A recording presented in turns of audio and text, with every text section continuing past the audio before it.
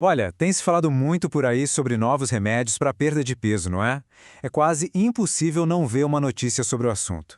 Pois bem, hoje o nosso foco é na ciência por trás de um dos mais comentados, a semaglutida. A gente vai se basear numa revisão de estudos bem recente para entender como esse medicamento funciona e o que os dados realmente mostram. Para organizar essa análise, vamos passar por 5 pontos principais. Primeiro, o tamanho do desafio da obesidade no mundo. Depois, o que é, afinal, a semaglutida. Em seguida, as provas científicas da sua eficácia, os efeitos colaterais que precisam ser considerados e, por fim, o que tudo isso pode significar para o futuro do tratamento. Antes de entrar nos detalhes do medicamento, é super importante entender o contexto, né? A obesidade não é só uma questão de escolha, mas sim uma doença crônica, bem complexa e um dos maiores desafios de saúde pública que a gente tem hoje.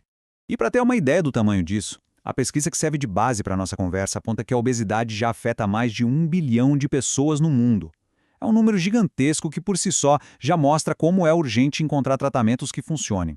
E como a medicina define a obesidade? Basicamente, o diagnóstico vem de um cálculo bem conhecido, o Índice de Massa Corporal, o famoso IMC. Se esse índice chega a 30 ou mais, a condição já é classificada como obesidade. É uma medida padrão usada no mundo todo, tanto para diagnóstico quanto para pesquisa. E o problema vai muito além do peso na balança. A obesidade está ligada diretamente a um monte de outras doenças graves, diabetes tipo 2, problemas do coração e até alguns tipos de câncer. Ou seja, ela é um fator de risco central para muita coisa. É exatamente nesse cenário que entra a semaglutida. Então vamos entender o que é essa nova ferramenta no arsenal da medicina contra a obesidade. Tecnicamente falando, a semaglutida é da classe dos agonistas do receptor de GLP-1. O que isso quer dizer? Bom, de forma simples, ela imita a ação de um hormônio que o nosso corpo já produz naturalmente, chamado GLP-1. E o jeito que ela age é bem interessante. Funciona em 3 frentes. Primeiro, ela faz a comida ficar mais tempo no estômago. Isso ajuda a gente a se sentir satisfeito por mais tempo. Segundo, ela atua lá no cérebro, nas áreas que controlam o apetite, diminuindo a vontade de comer. E terceiro, ainda dá uma ajuda para regular os níveis de açúcar no sangue. Na teoria, parece incrível, né? Mas e na prática? Será que funciona mesmo? Para responder isso, não tem jeito. A gente precisa olhar para os dados dos estudos clínicos. O mecanismo faz todo sentido, mas a pergunta que não quer calar é: quais são os resultados reais em números? E felizmente, os estudos trazem respostas bem diretas sobre isso. Uma série de estudos gigantescos, conhecida como Problema STEP, trouxe resultados, muito significativos.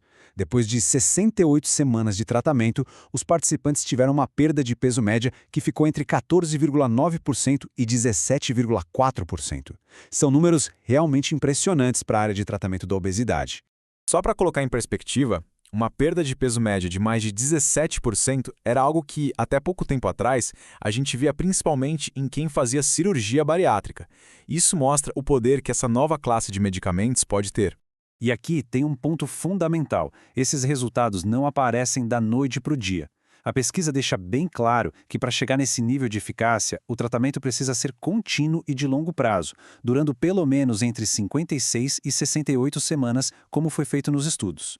Claro, como quase tudo na medicina, existe o outro lado da moeda. Para ter uma visão completa, é essencial a gente olhar também para os efeitos colaterais que apareceram nos estudos. É basicamente uma troca que precisa ser avaliada. De um lado, os benefícios enormes de perda de peso e melhora no controle do açúcar. Do outro, os efeitos colaterais mais comuns, que são principalmente gastrointestinais, náusea, vômito, diarreia, esse tipo de coisa. Mas aqui vai um detalhe importante, que a pesquisa destaca. Apesar de comuns, a grande maioria dos pacientes relatou esses efeitos como sendo de intensidade leve a moderada. Isso é uma parte importante do perfil de segurança do medicamento. Então, no fim das contas, qual é o parecer da comunidade científica? Com base nessa revisão toda, vamos ver a conclusão para entender que papel a semaglutida pode ter daqui para frente. A conclusão do artigo de revisão resume muito bem o sentimento geral. A citação diz que a semaglutida se caracteriza como uma alternativa promissora no tratamento da obesidade. É um selo de aprovação bem claro do seu potencial.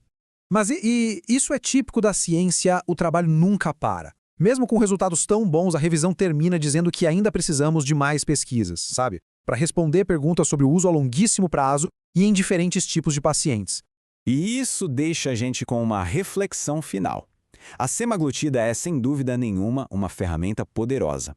Mas, para tratar uma doença tão complexa como a obesidade, será que ela é a solução definitiva ou uma peça importante dentro de uma abordagem muito maior? É uma pergunta que vai continuar no nosso radar.